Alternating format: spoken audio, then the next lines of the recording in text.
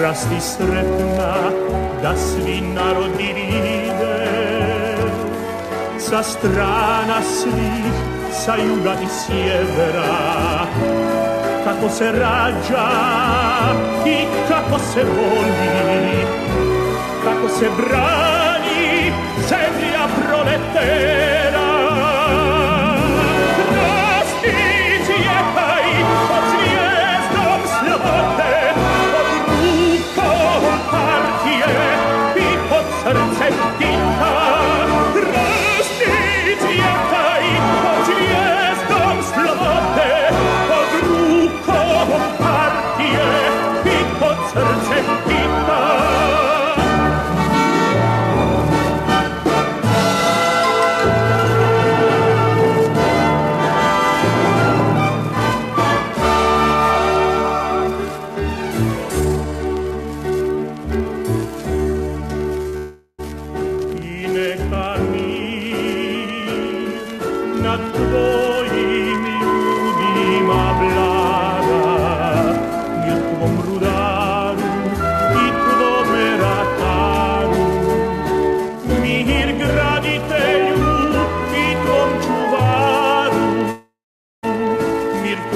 Sreći u vodi i u zraku, u pjesmi strojeva i u sjaju žita. Rasti i cvjetaj pod zvijezdom slobode, pod rukom partije i pod srcem Tita.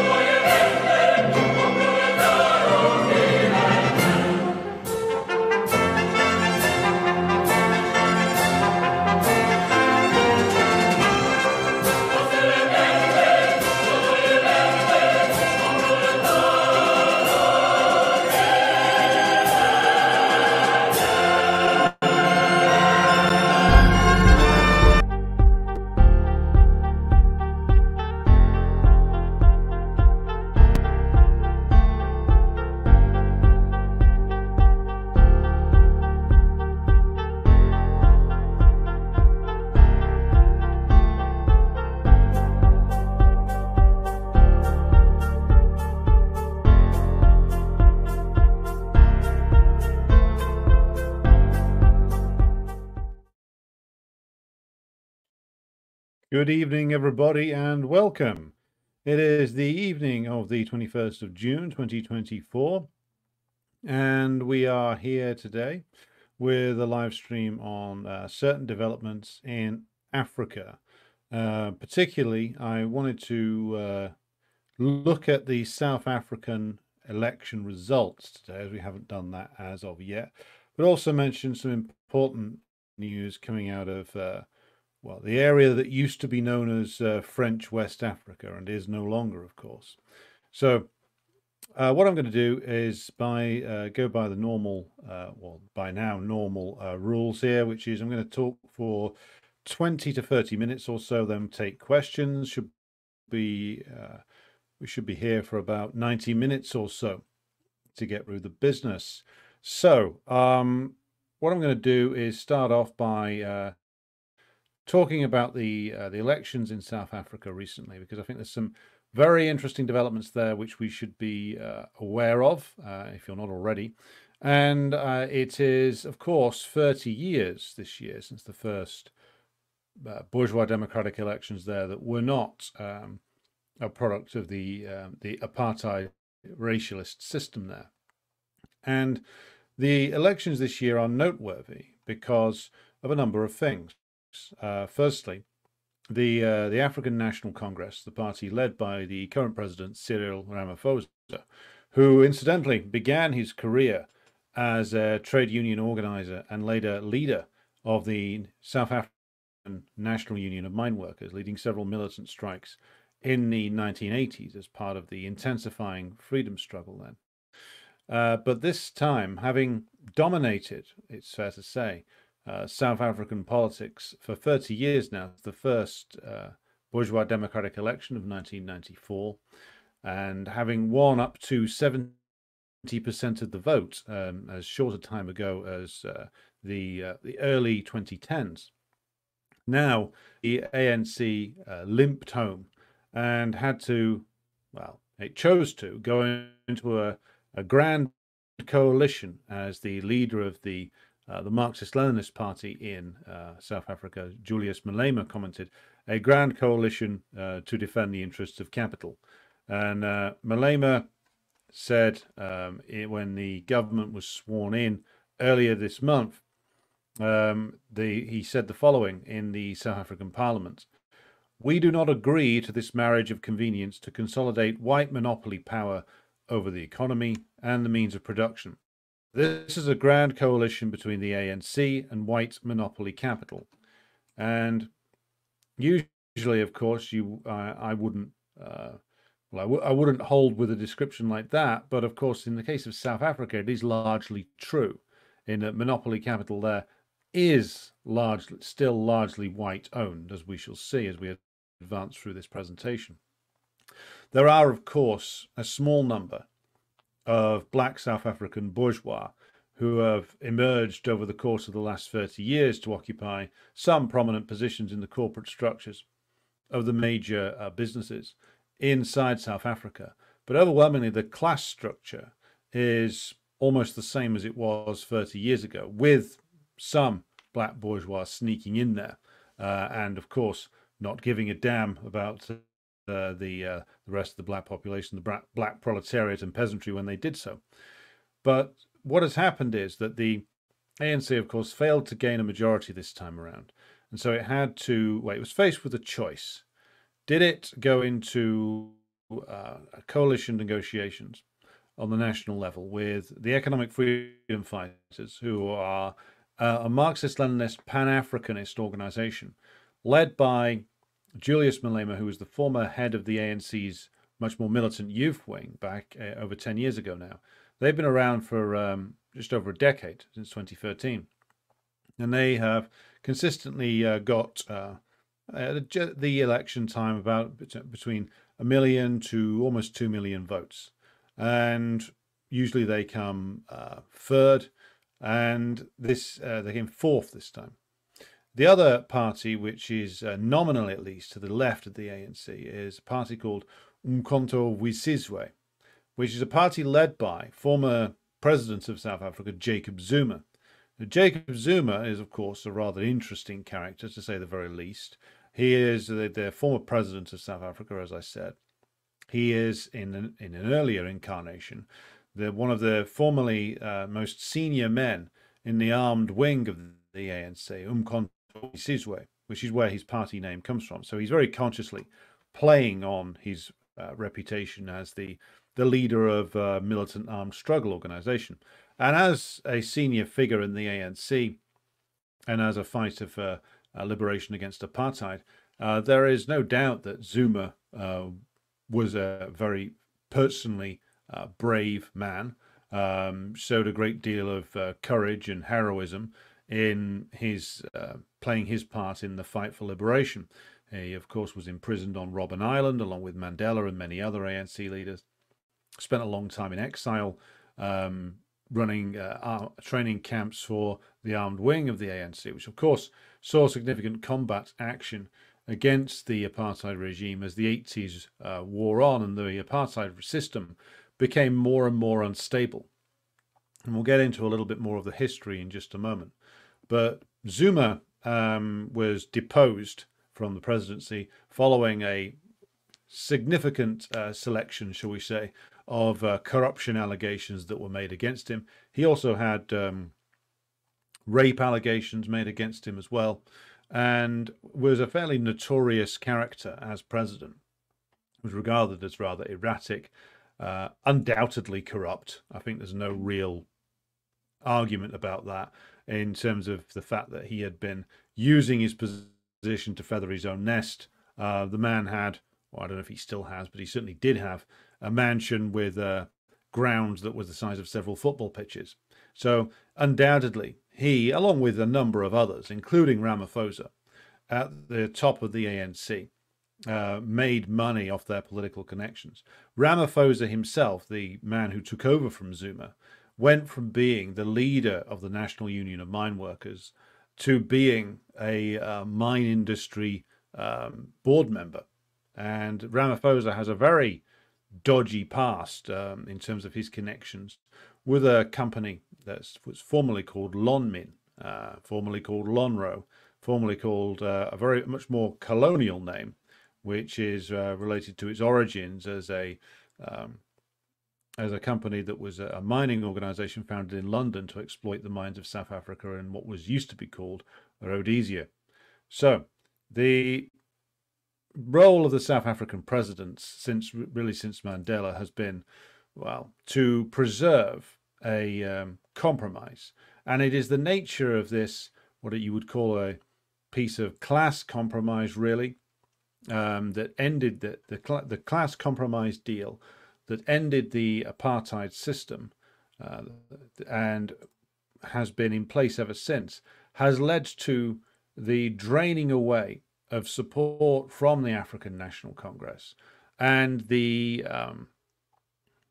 abandonment of the socialist elements of the ANC program have ensured that its connections with the masses have slowly weakened to the point where it lost a significant amount of support to the EFF, and now it's lost a significant amount of support to Umkhonto we Sizwe, led by Jacob Zuma. Now, Zuma's party is not as consistent and militant as the EFF. Zuma himself, I would categorize as a very cynical maneuverer. Whether this new party of his is capable of being sustained, given that Zuma is into his 80s now, whether it has any shelf life beyond him is an interesting question.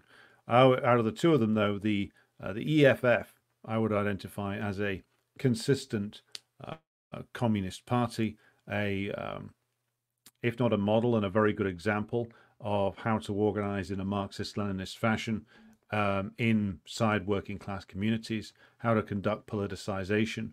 And they are by far the superior political organization to Zuma's new party, which is what I would define as a sort of left populism, somewhat something of a pan-Africanist nature, something more akin to a peculiarly South African version of social democracy.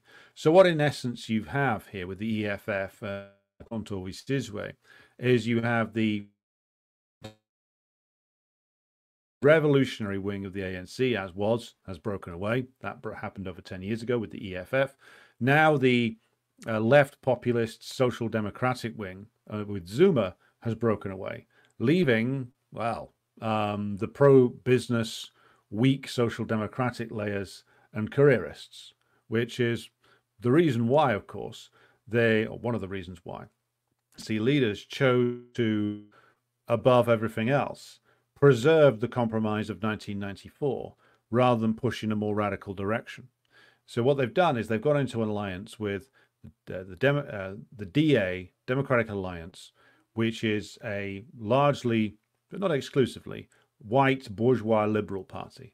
The DA trace their origins back to parties that were the white liberal opposition to apartheid that arose in the 1950s. You see, if you look back at the old apartheid era South African parliament, there was always a minority white bourgeois liberal opposition to the racialist system.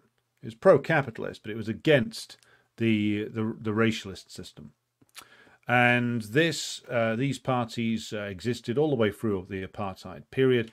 And when apartheid was formally brought to a close, they merged with various other bourgeois political formations, including some of the more liberal elements from the old National Party, which was, of course, the party that enforced apartheid for over 40 years. And so they are particularly strong, the DA are, in the Western Cape. Excuse me. And if you look at the stories about them, the bourgeois in the Western Cape seem to be particularly strong. And there has been talk of the DA or forces around them pushing for secession potentially if the ANC government becomes too radical. And that's something that we will be coming back to, because the more you dig into the compromise of 1994, the compromise that led up to 1994, the more you'll see that what you've got in South Africa is a thwarted and unfinished revolution. And the unfinished nature of that is only going to drain more support away from the ANC, as it has been doing over the last few elections. So now you have the ANC, led by Ramaphosa, who, as I've said before, has deservedly a very dubious reputation, almost as dubious as Zuma.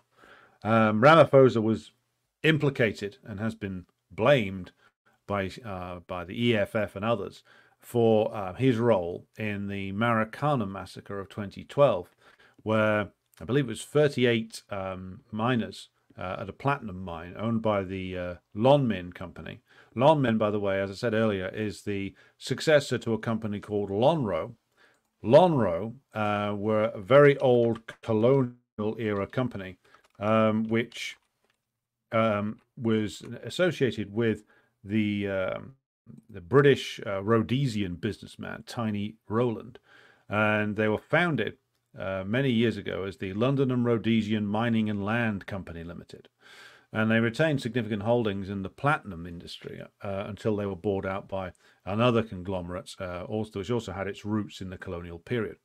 So Ramaphosa was associated with them and became, after the ending of apartheid, a businessman associated mainly with the mining industry, and made a fortune in doing so. And so he went from being a militant leader of the miners' union to being associated with the worst massacre of workers since the apartheid era. So that's who Cyril Ramaphosa is, or more to the point, who he has become. So he's now in an alliance with the DA, a largely bourgeois white liberal organization, led by a guy called John Steenhuisen, and he's, I believe, becoming quite a senior cabinet minister now. I think maybe even the Minister of Finance. Also in the coalition are the Inkatha Freedom Party. Now, they are the party founded by the late leader of one of the bourgeois leaders, I should say, of the Zulu population, Mangosuthu Buthelezi. He's dead now, but he was a very big name in South African politics and even international politics. The role of the Inkatha Freedom Party in the anti-apartheid struggle is a very dubious one, to say the least, because they were in the later period, the chosen collaborators with the late period apartheid regime. In fact, the apartheid regime did try and use the Inkatha Freedom Party in order to battle the supporters of the ANC in the streets. Had it come to open warfare in the early 1990s, as it almost did, the Inkatha Freedom Party may well have ended up siding with the remnants of the apartheid regime. That's the kind of man that Mangosuthu Buthelezi was. And if you're British, you'll most likely be familiar with him in his work as a star of the movie Zulu. Look that one up, he was in it.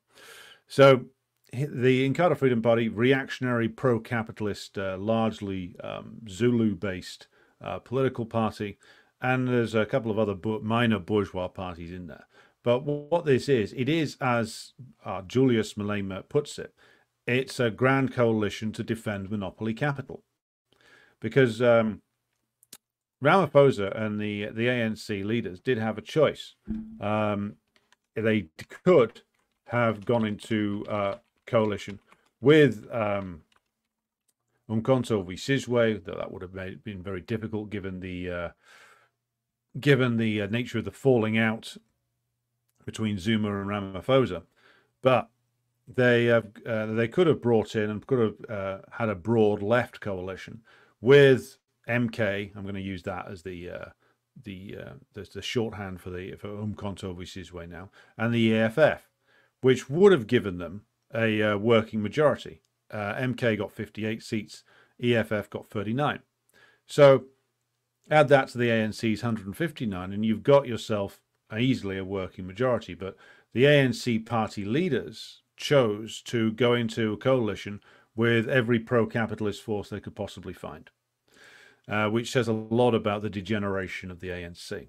Now, to go back and to explain more about this, when people say that the ANC has abandoned the Freedom Charter, what is that a reference to? Now, Freedom Charter, and I'm just going to stick this in the chat so you can all see it.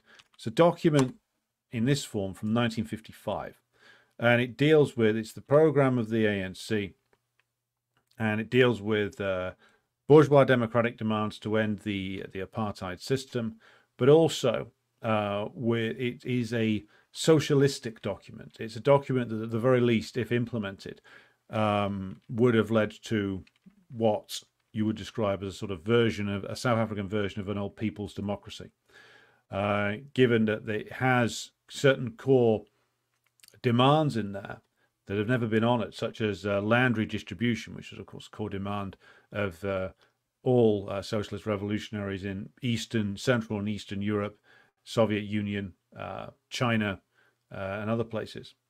Now, it, of course, the bourgeois democratic elements of this have largely been fulfilled. But of course, what that reveals is that without the nationalization of the major monopolies, without taking the land and the capital away from the ruling class, then all the bourgeois democracy in the world doesn't actually make a great deal of difference. Because what was done in the early 1990s was essentially a deal that was written by, well, the monopolists in South Africa and their backers in the US imperialist system, which is that the ANC got to dismantle apartheid, got to be the rainbow nation, etc. But the monopoly capitalist control over the economy remained in place, and the power of the, again, overwhelmingly white landowners remained in place. So if we go back and look at the original Freedom Charter, let's just look at the bits of it that the most prominent bits of it that got dropped. So we look at the something that's definitely been dropped, which is entitled "The People Shall Share in the Country's Wealth." I'll just read it out because it's important to just give an indication as to what was dropped here. It reads as follows: "The national wealth of our country, the heritage of South Africans, shall be restored to the people. The mineral wealth beneath the soil, the banks and monopoly industry shall be transferred to the ownership of the people as a whole. All other industry and trade shall be controlled to assist the well-being of the people. All people shall have equal rights to trade where they choose, to manufacture, and to enter all trades, crafts, and professions. Now, that last line, if you're not clear on what that means, it was, of course, it's a reference to the fact that the apartheid system had a strict system of racial demarcation when it came to what professions the black South Africans could enter into. And there was even there, and this is a lasting disgrace, socialist groups in white-ruled South Africa that described themselves as being for white workers only and chose to try and protect certain professions as white-only professions. So that's what that last line is a reference to getting rid of. So and this is other section of it, and this is crucial, and this is entitled, "The land shall be shared among those who work it. Restrictions of land ownership on a racial basis shall be ended, and all the land redivided amongst those who work it to banish famine and land hunger. The state shall help the peasants with implements, seed, tractors, and dams to save the soil and assist the tillers. Freedom of movement shall be guaranteed to all who work on the land. All shall have the right to occupy land wherever they choose. People shall not be robbed of their cattle, and forced labor and farm prisons shall be abolished." So, now it's a little less clear, this, but what it does clearly call for is the redivision of the land amongst those who work it. So dividing up of the big white-owned farms and estates, and the distribution of them to those who till the land, the peasants, the farm, or if you want to bring the term up to date, the black agricultural proletariat. Now, these are the key demands, either in the Freedom Charter or some of the crucial demands that were completely dropped in the negotiations that led up to the first non-apartheid elections in 1994. Worth recalling the events that led up to that compromise system, which is now, I think it's fair to say, falling apart around the ears of the ANC. From the late 70s onwards, it becomes pretty obvious that apartheid is living on borrowed time. Following the Sharpeville massacre of 1960, the turn of the ANC to armed struggle, and even with the imprisonment of Mandela and other leaders, the struggle only intensified. But it also, along with the armed struggle, there was an industrial struggle in the black townships. By the time you reach the late 1970s, you've had multiple uprisings, and also the South African regime is in more and more trouble, because it used to be, when the apartheid system was founded, it was surrounded by colonial states or white minority rule states. So if you think about the border area of South Africa, you had Namibia, what's now known as Namibia, but that used to be German Southwest Africa, and it was occupied by the old Union of South Africa all the way until the 1980s. So that was ruled by the apartheid regime. You have Angola, which is a white Portuguese colony. You have Mozambique on the other side, again a Portuguese colony.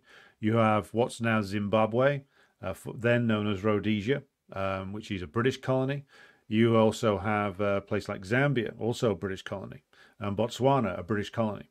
So in the 1940s, when the apartheid system is set up, you have the people who set it up must have been feeling fairly secure, given that they were surrounded by colonial states. This, of course, all starts to fall apart into the 1950s.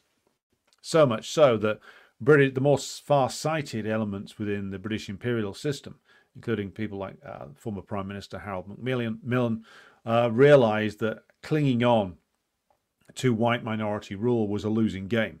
The game to play was to get out of direct administration of these countries, and to try and get the kind of agreements the British had managed to get themselves in a place like Kenya, which is that you get out, you get away from direct administration, you keep a military boot print there, and you keep control of all the best land. So you are able to continue profiting from a place like Kenya, but you've retreated behind the veil of neo-colonialism. Now, for characters like Ian Smith, the man who ran the racist regime of Rhodesia. This was, of course, unacceptable, so that you got his rebellion, which lasted until was finally brought to a close with the elections in Zimbabwe in 1980. But you also had the long-running wars of liberation in Angola and Mozambique, and you have the War of Liberation waged by Southwest African People's Liberation Organization, SWAPO, in what is now Namibia. And in the case of Angola, and certainly in the case of Namibia, they received significant, genuinely revolutionary internationalist assistance from Cuba. So in the case of Namibia, their independence was partially won thanks to the intervention of a legion coming over from Cuba and directly assisting in the war that was waged by SWAPO against the apartheid regime. And the apartheid regime in the war in Namibia took a beating from the Namibians themselves and from the largely black contingent of Cuban troops. So the prestige of the racist regime in South Africa was damaged severely by essentially getting beaten. Their attempt at intervention in Angola was defeated. Their attempt at clinging on to Namibia was defeated, and they were forced to negotiate the end of their occupation of what's now Namibia. And of course, Mozambique, the struggle there against Portuguese colonialism was won. The struggle against the racist regime of Ian Smith in what's now Zimbabwe was won, despite the attempts to cripple the new government that emerged there. So by the late 1980s, the apartheid system is in deep trouble. It's lost external wars. It's losing ground in terms of there being constant uprisings, miners' strikes, all kinds of disruption going on from the black proletariat and both urban and rural. So by the late 1980s, it's in real trouble. It's facing full-scale revolution and possible full-blown armed internal rebellion turned revolution. So this is the point when, of course, they start their negotiation process. Then they release Nelson Mandela and others from prison in order to conduct those negotiations. Now, what was done in the early 1990s? Now, bear in mind the context that we're operating in here. In the late 1980s, the Soviet Union, thanks to the treacherous 30-plus year role of the counter-revolutionaries in the CPSU, it was reaching a point where the counter-revolution was ready to collapse the whole system, which they did between 1989 and 1991. So the principal overseas backer and inspiration for the whole anti-colonial struggle that broke out really after World War I, it began, but it of course intensifies after World War II. The inspiration for these struggles and the backer of the ANC and South African Communist Party and the center of global socialism is gone, destroyed by counter-revolutionaries. So you have to understand when looking at the compromise of the early 1990s just what that meant. It meant that you had no backer overseas. China wasn't in the business of backing revolutions back then. They were disgracefully largely in a collaborative relationship with US imperialism in the 1980s. Not that that saved them from an attempted color revolution in 1989, which we've covered before.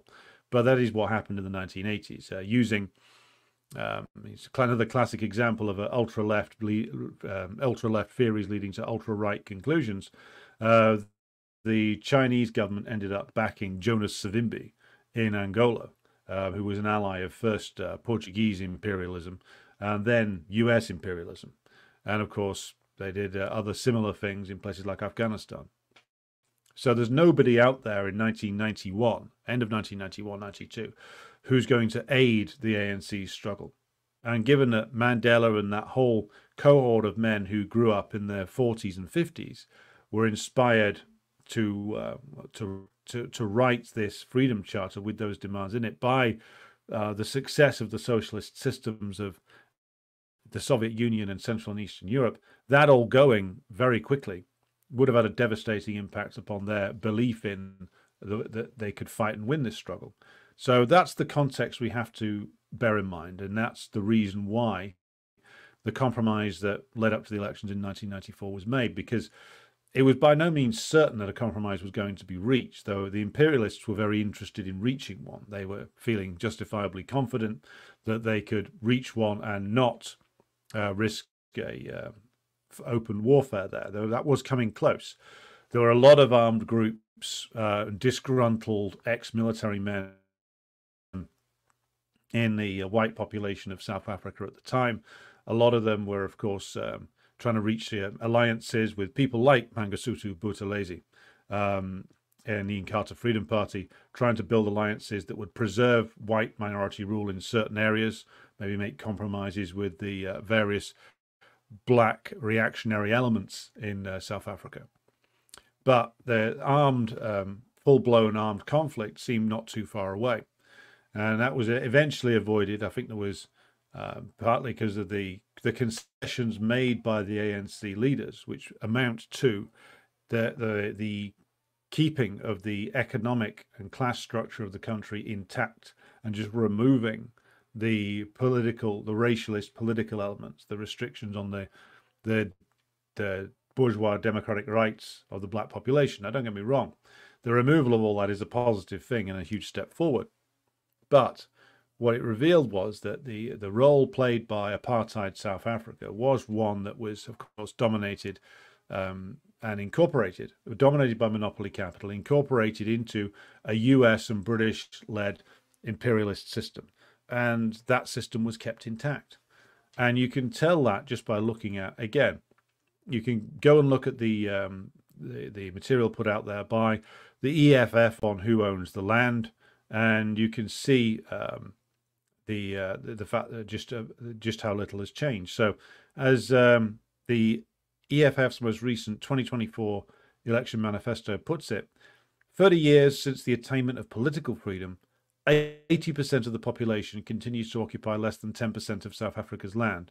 Landlessness is still the lived reality of the majority of our people. Other thing to point out here is that, of course, the class structure remaining the same means that the ownership structure of not only the land in terms of the power of the landowners, but also the key industries remain under the same corporations that controlled them 30 or 40 years ago. So you look at the mining industries in South Africa, which are gold, coal, iron ore, copper, platinum, etc.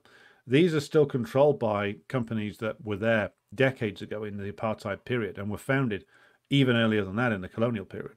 So in terms of gold mining, you have a company like Gold Fields, which was originally founded by Cecil Rhodes, and they control many of the gold mines in South Africa to this day. Platinum, this is dominated by companies like the Impala Platinum Holdings Limited, which was originally a subsidiary of the Union Corporation Limited, which was one of the original gold mining monopolies in the era of British rule in South Africa.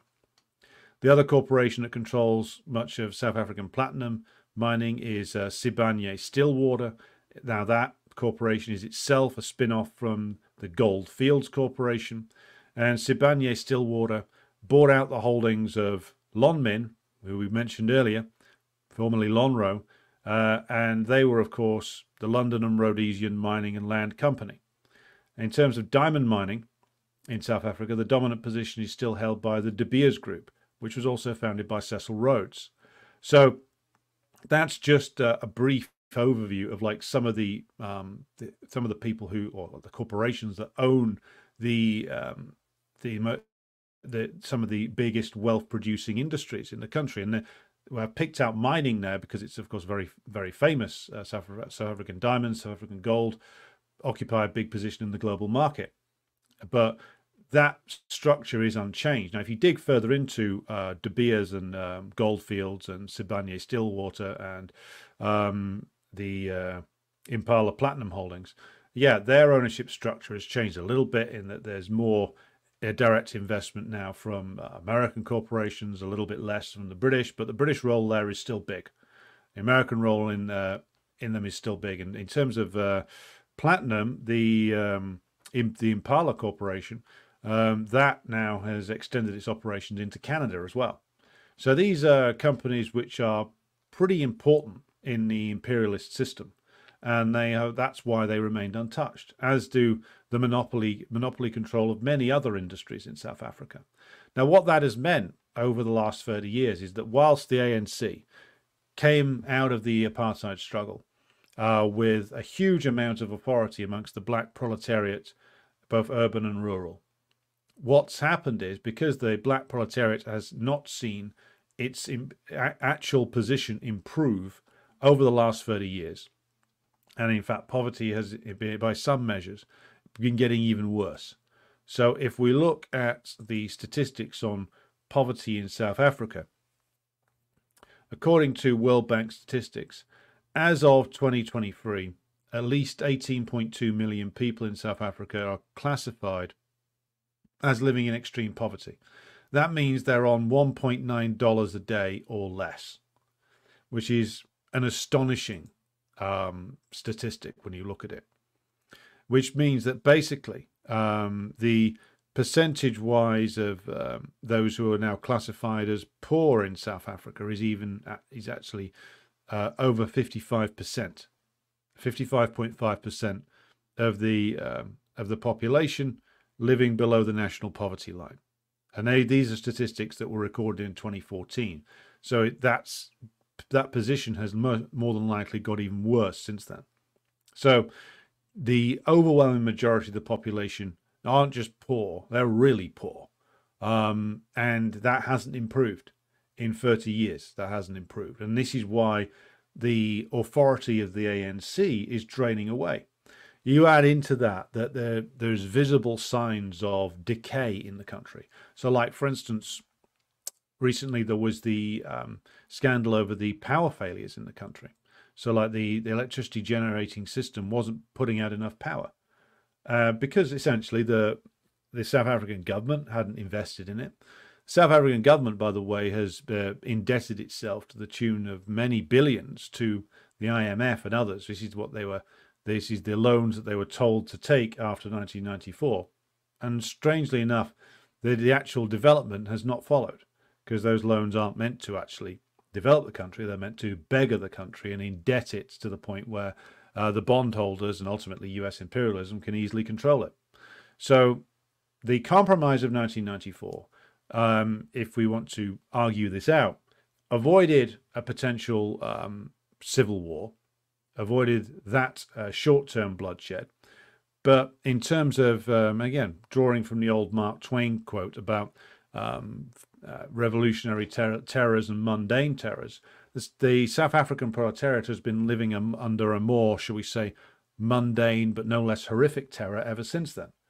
Their life chances thwarted, so much human potential lost through the immiseration of poverty, the unemployment rate going up and up and up, the visible signs of decay all around, including the failure of the energy system.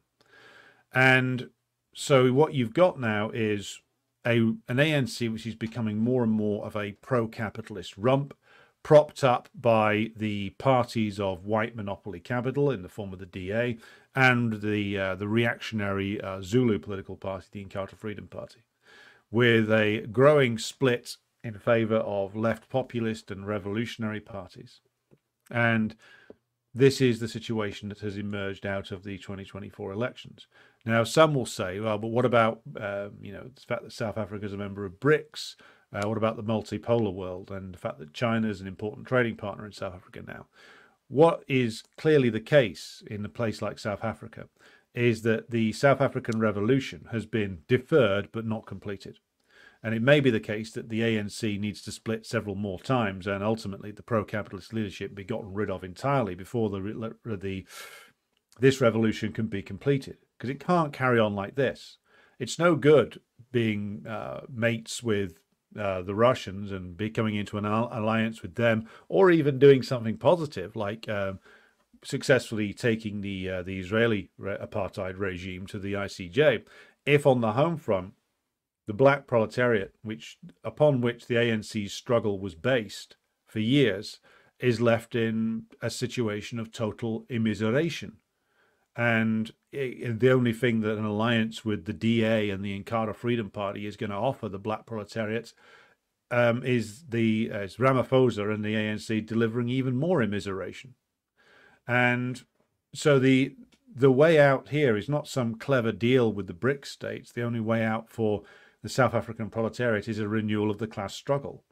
And that will mean, of course, eventually, of course, it will mean going up against the power of the ANC and the other monopolists. But I maintain this election result is actually positive, because what it's done is it's brought who's actually the beneficiary, the major beneficiary of the deal of the early 90s out into the open. And that is the white bourgeois, overwhelmingly white bourgeois in South Africa, in the South African case. The white bourgeois party is now in government. And they are now hand in hand with the ANC and the Inkatha Freedom Party in all directly defending South African, the South African monopoly capitalists together. The monopoly capitalists, of course, they're fronted up by South Africans, but their companies are capitalized via banks that are ultimately based in London and New York. Though there is, of course, we have to throw this into the mix. And maybe this is something we can come back to. There is one Indian billionaire in the mix in terms of the South African mineral rights industries as well. But that's another story. Overwhelmingly, though, this is a role, the dominance of the minerals sector is still held by British and American imperialism. And so this confrontation is not finished, because this was always a confrontation most directly between the black proletariat and the white minority capitalists and landowners in South Africa. But behind the white capitalists and behind the landowners stood the power of British and American monopoly capital. And that's who still stands behind them to this day. And so the ANC is now caught in the horns on the horns of a dilemma that it created itself for reasons that were perhaps understandable 30 years ago, but which now can't be sustained. The compromise of the early 90s can't be sustained anymore. And the South African proletariat are making that abundantly clear. And there's only going to be more class struggle as time goes on, and the authority of the ANC gets drained away further. Now, it's very positive that there is an organization like the EFF in South Africa who are strong Marxist-Leninists and who have a clear line on things. Whereas I would be less hopeful if the struggle was in the hands of people like Jacob Zuma, who's a renegade and an opportunist. But I think that the EFF are well placed to lead a revolutionary struggle, or potentially revolutionary struggle, as we go into the next period. And the weakening of the power of British and American monopoly capital by events in Ukraine and in Gaza and elsewhere can only aid the renewal of the South African freedom struggle. So I'll leave the remarks there for now. Where are we? Okay, right. Let's start off with some comments from the floor. So Svetlana joins us from Moscow. Good evening to you. And Svetlana adds, breaking news. 500 Romanian soldiers have arrived in Izmail, Odessa Oblast. Meanwhile, 60 French Foreign Legionnaires are in Odessa, quartered in locals' private apartments. Well, Tim Gray beats me to the punch on this one when he asks, are they NATO troops or sheep-dipped? Well, we'll see. I mean, I struggle to see what 500 Romanians are going to do other than die quite quickly, because if this is breaking news inside Russia, then the Russian armed forces know about it. I'm not surprised that the French are hiding in in private apartments. I mean, there was a whole group of French foreign legionaries that was blown up quite recently, and Macron had a bit of a freak out about it. So they have put a bunch of Romanians in Odessa, the Odessa Oblast, and stuck in some more French foreign legionnaires. I mean, I wouldn't be surprised if it was true, but I also wouldn't be surprised if these would be classified as mercenaries.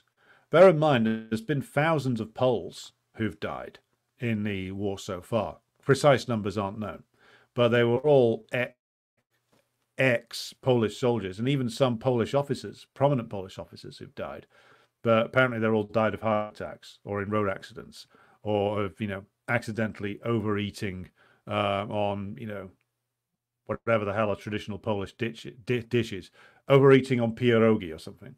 So I wouldn't be surprised if this was rapidly turned out to be declared to be just 500 Romanian soldiers of fortune. I mean, this does lead me to return to my position on this, which is that the plan of NATO, or plan of the NATO countries, I should say, plan of US imperialism, will be to not deploy their own forces still. What they will do, and we've got the NATO conference coming up in July, next month now. And this will be another exercise in smoke and mirrors, where they will try to prop up Zelensky, if he's still there by then, where they will basically embrace the government, tell them that NATO is your future. They don't say when in the future, but NATO is your future. The EU is your future. We're giving you $80 billion worth of Harrier jump jets, or something like that. We're going to give you £20 billion worth of Chieftain tanks and, Sea King helicopters, or something like that. A load of really big announcements designed to boost Zelensky's legitimacy. Whereas in actual fact, the plan is quite clear. The Russian government have issued their final demand, basically saying surrender, and this is your last chance to do so. The NATO countries will tell Zelensky, absolutely no, no way, keep fighting. Don't worry, something will turn up. And by the way, if you don't keep fighting, you're dead anyway. And so Zelensky and the other Ukrainian compradors and gangsters who run this show will keep the thing going, because it's their only route out is to obey the instructions of the Americans and the British and the French. And now, I'm not going to say there's an agreement here, but there is, I think, a tacit understanding and an unacknowledged understanding that the Americans and the British and the Europeans will keep the war going, and the Russians will keep fighting it until they win a victory, which will involve the collapse of the Ukrainian state. And as long as that collapse is delayed as long as possible, I'm not going to say the British and the Americans will be happy with that, but that will be an outcome that they can live with. The Americans especially, the British maybe less so. So the plan is just to keep things going. The plan is not to engage openly with the Russians. I think that idea is bitten the dust, because they looked at it, they asked their military men, and they were told, we can't possibly do it. That's why little Rishi's national service plan was such a joke. Even if they did it, there's no way they could go over there and engage with the Russians and hope to win. So we will revisit this again. Otis is with us. Jonas says, not surprised that Western military tactics fall in line with fascist ones. Well, where did the fascists get them from? Fascist military tactics are taken straight from imperialist military tactics. It's all part of one big thing, and that big thing is imperialism, of course. James Graham, good evening to you. Maro joins us from Liverpool. Luca joins us, having just placed an order for neo-colonialism by Kwame Nkrumah. Comrade Jawad joins us, who says, whenever someone addresses me as comrade, it makes my day. Well, glad to make your day. The current developments are in our favour, comrades. We must make the best out of it and not let it pass us by. Exactly. Potted Rodent is with us, as is Ross, as is Lino, as is Sean, as is Ian Foster. Good evening to you, comrade. Guy is joining us from Brazil, and said, in your last program, you referred to the Bundestag as the Reichstag, an excellent faulty act, if it was one. Yes, it was deliberate. I was wondering if anybody would notice. We have DE with us. We have Albert, and we have Nejat Meri in Istanbul, who says, I'm following African uprisings online, but surprisingly don't get much information on Ethiopia and Morocco on how they stand in African revolts. Do you know anything about them? Not enough, but I think what we're going to be having is African revolts as a regular weekly program. So I think the things are going at the moment with regards to how the program is structured. Given that there is the war in Ukraine, there is the war in occupied Palestine, there is the various revolts around the African nations and a lot else going on, a lot more other things going on as well. We're going to have at least 3 programs a week on just those. So we maybe end up doing Ukraine one day, occupied Palestine, and it's the war, liberate it on another day, and African updates on another day. So 3 programs out of the week might have to be devoted to wars of liberation in various different parts of the world. I will announce that when I've reached a conclusion on it. Greetings to Abtin, who joins us from Sweden on Midsummer's Eve. Rob and Beans join us from the wrong side of the Pennines. Good evening to you both, comrades. Sid is with us, as is Paul Mason. Good to have you with us, Paul. Are we winning you over yet? Are you willing to confess? Are you willing to confess your sins as a man who has sold himself to MI6 a long time ago in exchange for a vodka tonic or something at a students' union in 1979? Please let us know if you're willing to confess. Ross joins us and says the audio is a bit too low. Well, if anybody else is finding the audio a problem, do let me know. Slava, good evening to you. Well, Abtina, I hope I've answered your question on the EFF. With regard to their program, need to read more about it. I've only gone through their last manifesto once. I need to go through it again before I can give you a clear view of that. Now, the SACP, to me, South African Communist Party, they seem to be like a very diminished revisionist political force these days. If they were much good, then there wouldn't have been a necessity for the EFF. Played a historically heroic role, and many of the ANC leaders were all members of the old SACP, like Mandela was. Probably worth doing a program on Mandela's life, really, given that he has been unjustly Disneyfied by the liberals. Mandela was a member. Jacob Zuma was a member for a long time. Many others were. But these days, I think they're a diminished and revisionist organization. Colchester Ian is with us, as is Peter, joining us from Perfidious Albion. Dan Lindstrom is with us.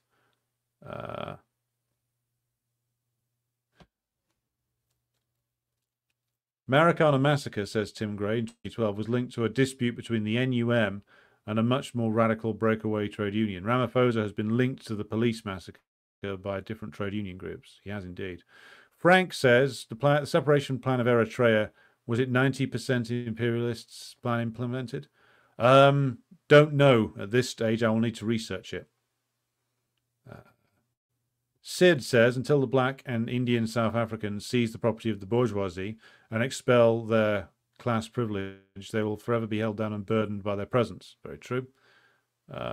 Jenny, good evening to you, or I should say good afternoon, because you are in the United States, of course. HM says, give us elections displayed on a Ukrainian flag in front of TV cameras during Ukraine's game today. Protest against the illegitimate criminal Zelensky wasn't the PR NATO were expecting at the Euros. Well, nobody likes Zelensky anymore. Not even his bodyguards, I don't think. We have Mr. Chopin joining us, who says, greetings from the Midwest, US, United States. African countries like Burkina Faso and Niger managed to kick out the American bases, so I'm guessing they will have military capacity to do that without US retaliation. Well, the ability of the Burkinabes and Nigerians and Malians to remove the US, I think, stems from the fact that they are at this stage, especially Burkina Faso, leading a unified movement that is based upon the support of the masses. So it's not just the fact that all these countries went through coups. These progressive military rulers are clearly based on mass popular support, which is why the ECOWAS intervention, partially, that was going to be led by Nigeria, didn't go anywhere. That and Bola Tinubu, the president of Nigeria, and Crook, a drug dealer from his time in the US, didn't go ahead because, first of all, there was a severe risk of an internal revolt in Nigeria if they did. Secondly, they were by no means guaranteed to be able to win. And also the US, I mean, this is the Russian special military operation and now the war in Gaza have opened up space for other liberation movements. The US has been fully occupied with the supplying their Ukrainian puppet regime for the last 2 years, 2.5 years now, almost, and wasn't able to pivot to going after Burkina Faso and Niger. So they had to suck it up in those places. So they've been, my speculation is, they've been relying on Al Qaeda and other forces to try and tie down and exhaust these progressive governments. I don't think it's going to work though, because as the Burkinabes under President Traore have pointed out, now they've secured the assistance of the Russians in fighting Al Qaeda. They're actually noticing that they can actually start to win, whereas they never managed to push these Salafist forces back when the French were there, because of course the French weren't really interested in removing them. The French were interested in keeping the conflict going. And there was a conflict. There was a comment recently from a Burkinabe source who said that the French weren't actually interested in having the Burkinabe military be effective, just like they weren't interested in having the Burkinabe state be in any way sovereign or independent or strong. They wanted to keep these as weak states that will be perpetually bogged down with internal difficulties, thus enabling the French continually to exploit their resources. Now, the Nigerians have now shown the French the door on more than one occasion with regard to their military presence, now with regard to their mining presence in the country. So we're seeing the end of the French Empire in West Africa, or the French neo-colonial empire, I should say. And with the election in Senegal of Bassirou Diomaye Faye, a Pan-Africanist, who also wants to remove Senegal from the grip of the CFA franc zone, then that really does spell the end for French imperialism now, which is why the French are going bananas, but have been unable to do anything as of yet, because they can't go in there and fight that war. They wouldn't be able to. It would probably cause a internal revolt in France itself. So all things to be noted. James joins us from the Socialist Federative Republic of Yugoslavia. Once and future James, good to have you here. Svetlana asks, please share a few of your thoughts on Robert Mugabe. I read that he saw himself as a Marxist-Leninist. How true is that? I think it is true. Certainly Mugabe, I think, should be regarded as a great revolutionary. In his earlier years, he led a successful guerrilla war against the racist regime headed by Ian Smith in Rhodesia.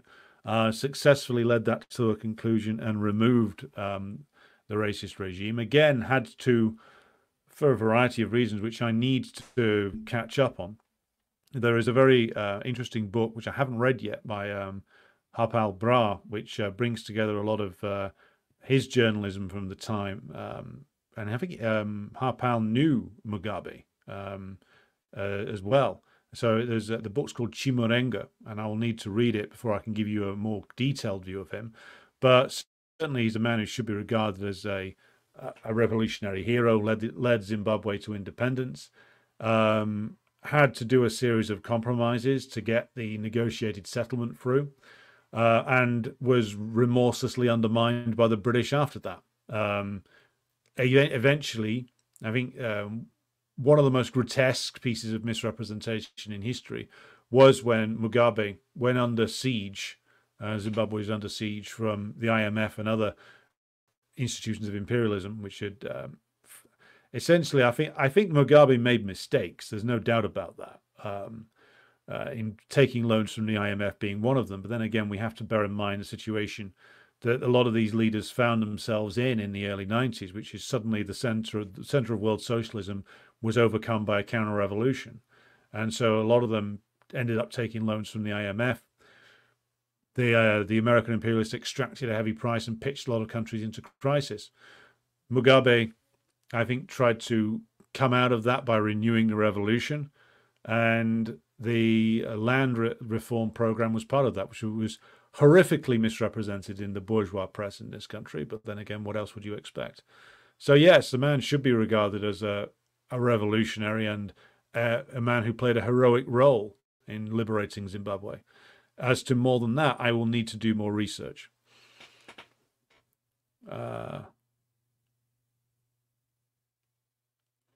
Abtin says, I highly recommend watching the South African Parliament in session as it is hilarious. Everybody is the honourable so-and-so, even the thief-in-chief Ramaphosa.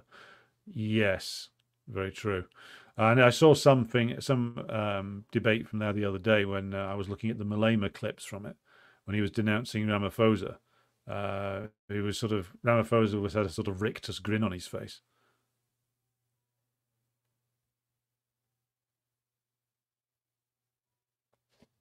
Sid Hatfield says, I saw a channel called African Diaspora Channel insinuating that China wants to colonize Africa. Unfortunately, that channel seems like an indie media operation. Well, we should just deal with this in passing. Even if, let's just assume for the purposes of this thought experiment here, that even if it was the case that the Chinese were trying to colonize Africa, I don't think they are. And I think even bourgeois experts have had, like Deborah Brautigam, have concluded that they're not doing that. Even if they and the Russians were, though, let's just say, assume that for a moment, what makes anybody think that they will be able to get away with it? The African peoples have fought relentlessly in a very hard and very brutish against very brutish opposition from the colonialists to free themselves. Why on earth would they just sell themselves easily back into colonialism again to the Chinese? Doesn't make any sense. The Chinese have gone there for various different reasons. They do want to be able to extract certain resources from there. But if you look at the bargains that the Chinese have struck with the various African governments, it's not the case that this can be regarded as imperialism. And certainly isn't the case that the African proletariat and peasantry would accept colonization by the Chinese. Does this mean that there aren't tensions and contradictions where the Chinese operate businesses and various industries there? I'm sure there are, but it can't be described as imperialism because it's just simply not. But it doesn't surprise me that the Brits and the Americans are now trying to pull that, and various ultra-leftists are helping them do so. Spurious Furious joins us from the lunchroom at work.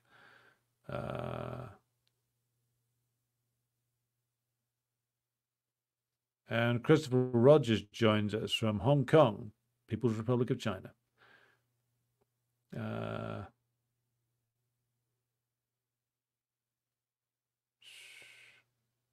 Jeremy Turner joins us and says, my question is, can you speak about the mysterious disappearance of the president of Tanzania and the death of 4 possible leaders in Africa who opposed COVID vaccines? I can speak about that when I've researched it. I've heard of this, but I don't know enough about it to comment as of yet. Lertis joins us and says, access to water is also an issue which is only worsening in South Africa. Yeah, and you'd think after 30 years they could have at least have guaranteed access to clean water, but apparently they can't. And there's no reason why, by the way, just to... in a country which is naturally rather hot, like many of the African nations, which is, of course, doesn't have the delightfully rainy climate of merry old perfidious Albion. There's no reason why you can't actually have a well-hydrated country. If you look at, again, to use the example of the reclamation of the deserts, the work that's being done in far western China, where they're irrigating the desert. I mean, people were irrigating deserts 2, 3, 4, 5, 6,000 years ago. So access to clean water is something which, again, has been able to be done in imperialist countries since like the turn of the century, the last century, 19th to 20th. It's not hard to do, in truth, if there's a serious plan in place to do it. And again, irrigation of the soil, not hard to do, even if your access to natural sources of water, so like reservoirs, underground natural sources of water, is limited, then there's always desalination, which again is a more complicated process, but it can be done. So under the auspices of a socialist system and a planned economy, these problems could be resolved quite easily. The reason why the capitalists are going around talking about the scarcity of water in the countries which are being subjected to neo-colonialism is because that's what the capitalists want to happen. They want all of these countries to have scarce water supplies which they will then control and thus control the countries. Again, this is just neo-colonialism again in action, and a refusal to allow these countries to develop, because if they did, they would be out of your control, which is what the opposition to China's presence in Africa is really all about. The Chinese are actually aiding in the development of many of these countries. Now, as with South Africa, many of these countries, whether they are former French colonies or British colonies, will need to go through extended periods of class rule to be able to maximize the opportunities that exist. Now US imperialism and its system is breaking down because the native capitalist elites, the ruling classes of each country, aren't going to be capable of maximizing the economic potential of these countries. Capitalism won't be capable of doing it. Again, it's a system which is on the way out. So there will need to be a struggle for socialism, but the space is now opening up where that struggle can be waged again.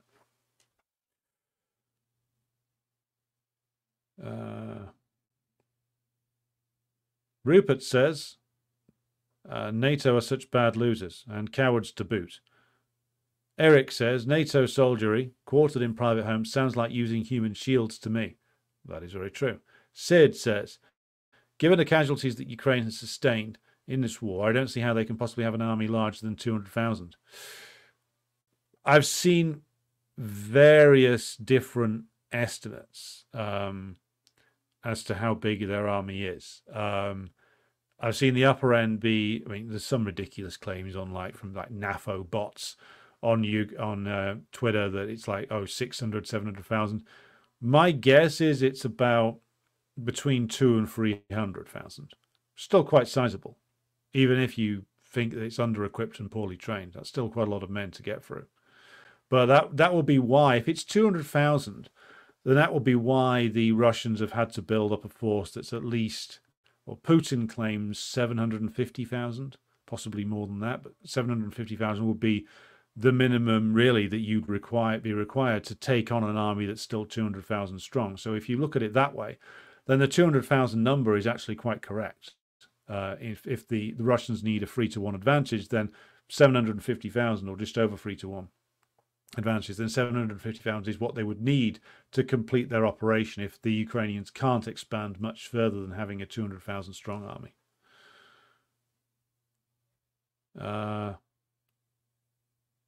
We have Harold joining us from Kakalaki, wherever that is. I am JK. Joins us and says, hello from Oakland. Where does the latest United States Selective Service fit into the picture? Interesting development. I mean, they've included women in the draft and said that you now have to actually register yourself by law when you turn 18, which I think was the old law before they did away with the draft. So yes, they've moved back towards the old system. Whether anybody actually goes and registers themselves, and if the US government is capable of enforcing that registration, these are other questions. But yes, it's a move that shows us that the imperialists are considering a mobilization at some point in the future. Again, that won't save Ukraine. It won't save, more to the point, it won't save the Zelensky regime. This war's done. The more dangerous option is potential war with China. But again, I need to go back into that again, because I'm still not convinced the US could even fight that with a draft. And there's no guarantee that a draft would even work, and it wouldn't produce even worse results for the US than they have at the moment. Luca says, could the struggle in Sahel, Kenya, and other parts of Africa boost the class struggle in South Africa? Well, undoubtedly, that's undoubtedly the case that it could. If successful struggles are being waged in other countries, I mean, these days, that will spread very quickly, even in a place that's the continent the size of Africa. So inspiration will be taken from other places, most certainly.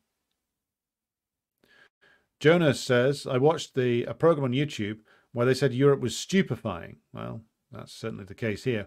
I don't think that that's the case. I think Western leaders believe the propaganda. The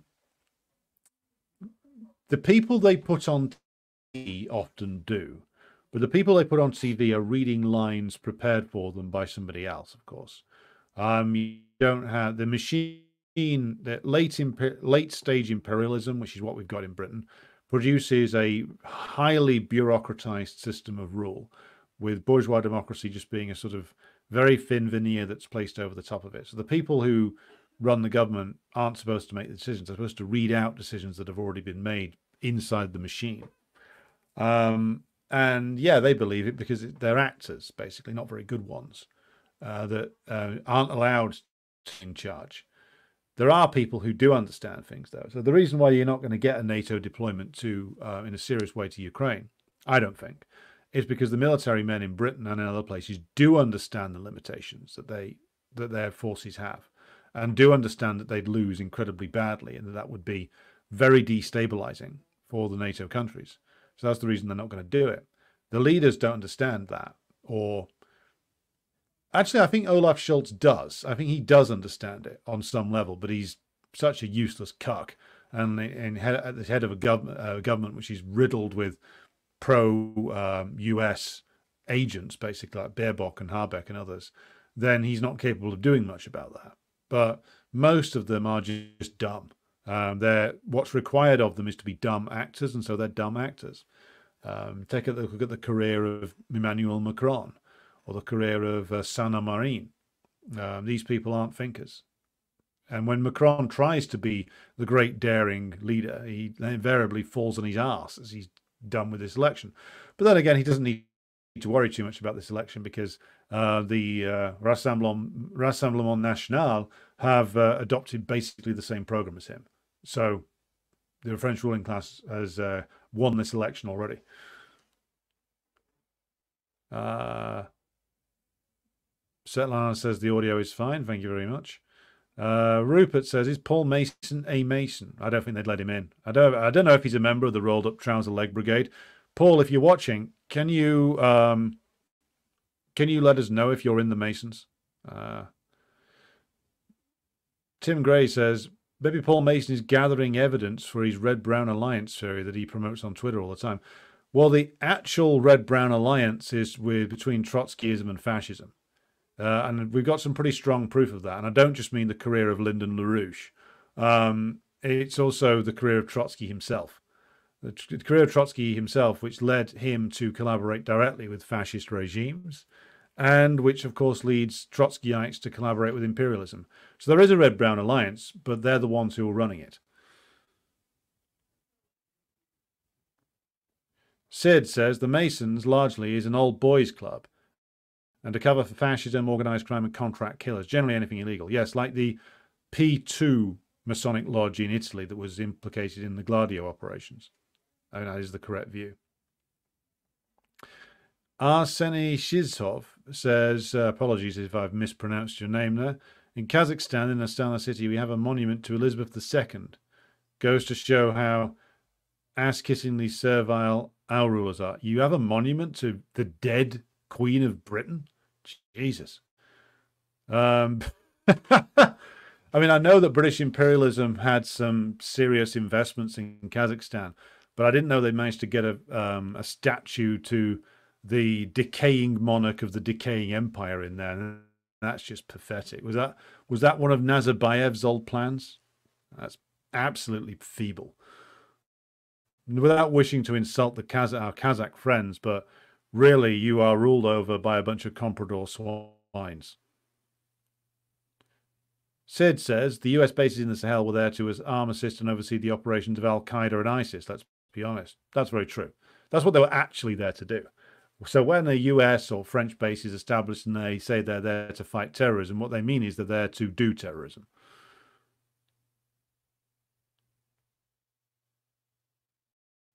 Well, they put it up when she died. That's really pathetic. The statue of Queen Elizabeth in Astana. My God. I mean, they didn't even put up any additional statues to her here when she died.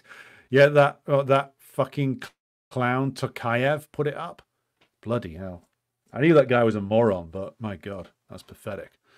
Lee Perkins joins us from St. Petersburg. Really? Leningrad.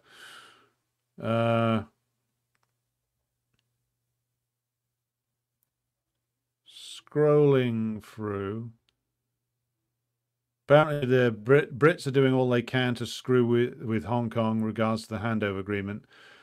I mean, at what point do the Chinese just say, fuck off, it's ours? You know?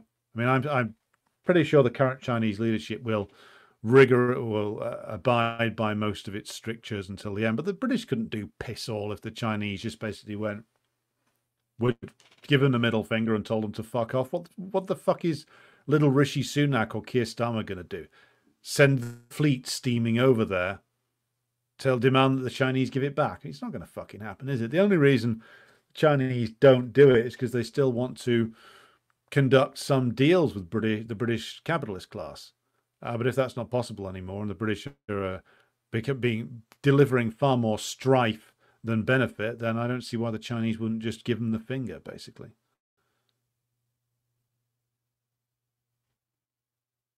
Sid, thank you for the compliment. I won't read it out because I think it's undignified to read such praise, but you have my thanks. Though, believe it or not, there's people older than me who run Marxist-Leninist channels who are still catering to, I won't even say younger people, I won't even say teenagers, I'd say just people who like a good story. I don't aim to give good stories. I do aim to bring a degree or help to bring about a degree of education, or at least encourage you, if you're watching this, to further your own political education. Yeah, definitely. Look, Arseni in Kazakhstan, if it comes to it, just look up what the Irish Republican Army did to Nelson's column in Dublin. That is what you should do to that fucking statue in Astana. Rupert points out that Gaddafi built a great irrigation system. Yes, indeed, they did. The Libyans did do that.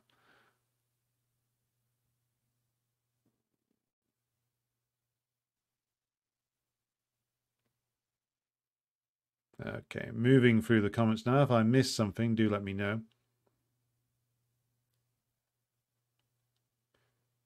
Lurtis says, regarding the US Selective Service, it was on the statute books all along that males had to register at age 18.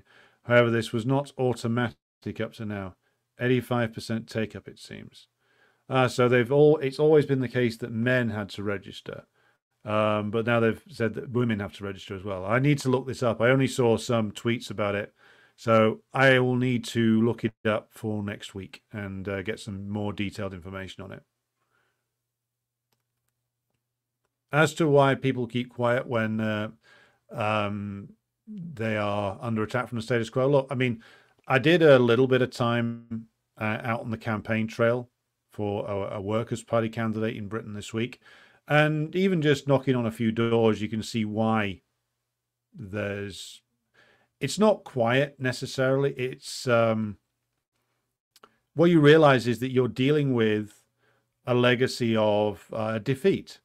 And you can lose sight of that to a degree, particularly if you're in the online spaces that many of us are in. But what you got to realize in this country is that there was a series of, I mean, we've talked about the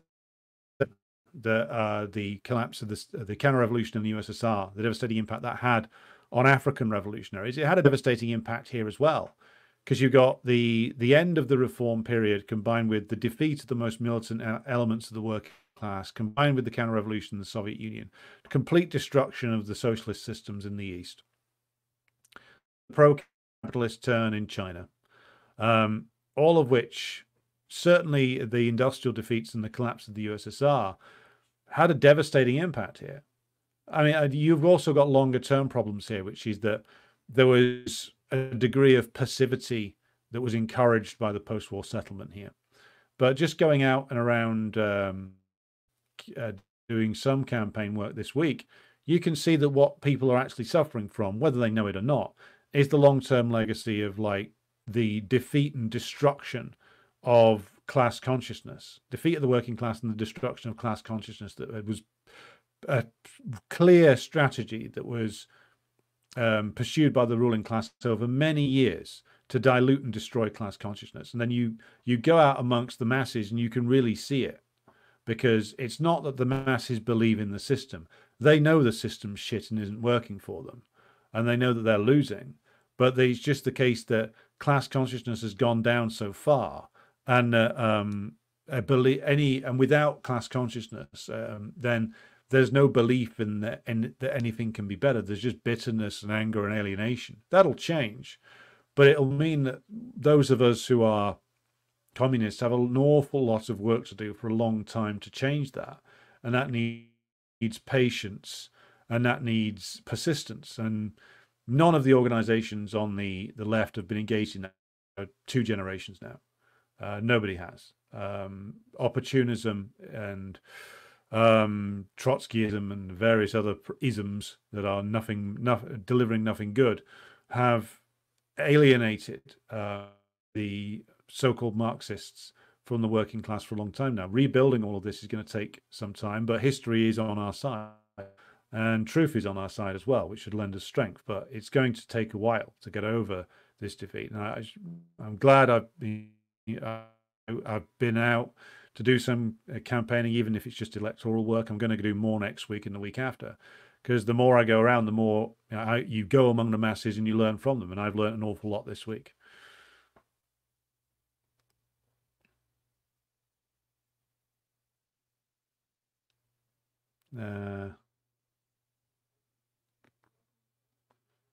Cobra Commander says, my gut tells me that Israel wants authority to draft dual citizens. So like Zionists in Jersey will get a letter from the IDF to show up for service. That'd be hilarious. That would be hilarious if suddenly all these fat guys in Long Island got draft notices from the IDF. They'd suddenly not be Zionists anymore. Judas priests were the metal gods, says Jonas. Well, we're not going to go there, you know. Abtin says, but Alex, Britain has the Trident system. China will tremble in fear. Yes, we have a system which the British government can't fire, which if they try to fire it, misfires in submarines that are largely controlled by the United States. Oh, how we must be feared.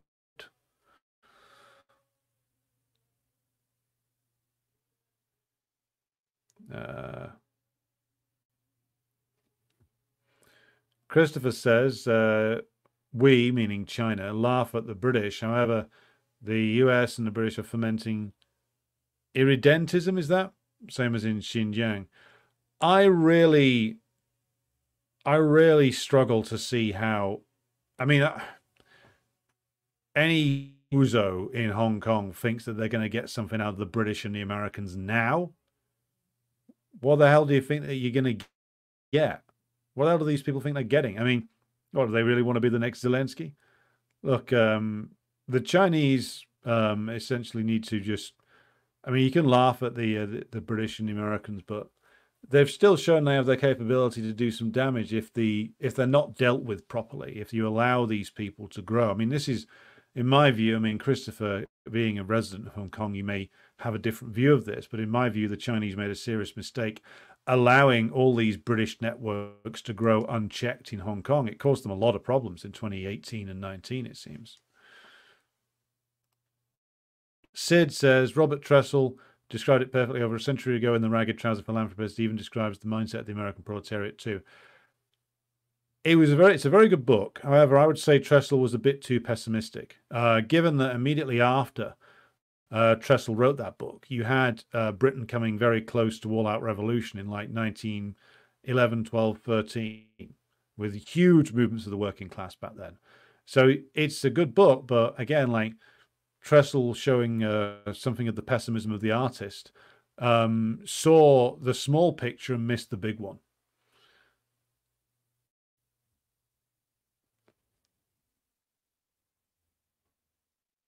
Lucas says, your comment on class consciousness is completely correct and the solution you suggest is the right one. Well, we have a long road ahead of us, but I think that many of us are now at least on the right path. Sid says, many of them, i.e. the workers, look up to the bourgeoisie and are willing to undergo massive deprivation and hardship to follow their betters to profit from their work. Well, the bourgeoisie don't work. I mean, that much is obvious. But again, like, this will change. Like, I don't doubt that this is a situation that we have all found in the imperialist countries. There is still that delusion that the class system is flexible and you can move up through it, or you can carve out a piece of the action for yourself and have at least security for you and your family. But the ability to do that is diminishing. Even those layers in the upper working class where that might have been possible a generation ago, it's becoming less and less possible now. What we are going to be having in the very near future is a vast mass of impoverished workers, a tiny layer of labor aristocracy, much less than the past, and a tiny bourgeoisie. And I would like to be able to eliminate the power of the bourgeoisie before we get to the point of mass immiseration. I think we can do as well. Things can change rapidly. And to follow along from Jonas's comment, they're certainly not our betters. And I don't think, I mean, Sid's striking a pessimistic note. Again, like, I can understand why. But I haven't met many people, particularly in the younger generation, who actually think that the bourgeois are respectable or that they're worthy of emulation. I mean, I've met people who aspire to be gangsters, which, if anything, is a little bit more honest. I've met people who aspire to be Elon Musk. But what they aspire to, in most cases, is just the wealth. Even those people who aspire to be bourgeois don't view the bourgeois as respectable anymore. They view them as successful hustlers, successful conner men, and some of them, rather depressingly, aspire to be con men themselves. But the old respectable bourgeois and the aspiration to join them, the old respectable bourgeois is out of the window these days. What you've got is hustlers, con artists, gangsters. And yes, people aspiring to be those things is not a positive thing either. But respectability is gone. This is why you get people like Peter Hitchens crying all the time about it. Yu Wan joins us from Phoenix, Arizona. Lucas says, in a future live stream, can you share your insights from campaigning canvassing? I will do when I've done more of it, yes. Yes, I will do a follow-up on the selective service bill to probably be done next week. Christopher says, yes, the US and British were funding the 2019 riots. They embedded agents in the territory and loads of funds were coming from the NGOs. Now clamped down on via a new national security law. Apparently there's an inquire devoted to Elizabeth II. Jesus fucking Christ. Burn it down now. Right.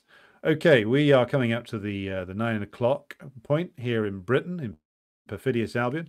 I'm going to draw things to a close for today, and I'm going to advertise a couple of things that are coming up tomorrow. We have the review of the 1965 Sidney Lumet film, The Hill. That'll be on Patreon at 2 p.m. tomorrow. And we will have the next installment of the work by Joseph Stalin on the opposition. That will be later on Saturday. So please join me for those. Thanks to everybody who's watched tonight. Thank you to everybody who supports the show on Patreon and Buy Me a Coffee. Your support makes this possible. And I will be back with you again tomorrow. But until then, good night, and here's some music.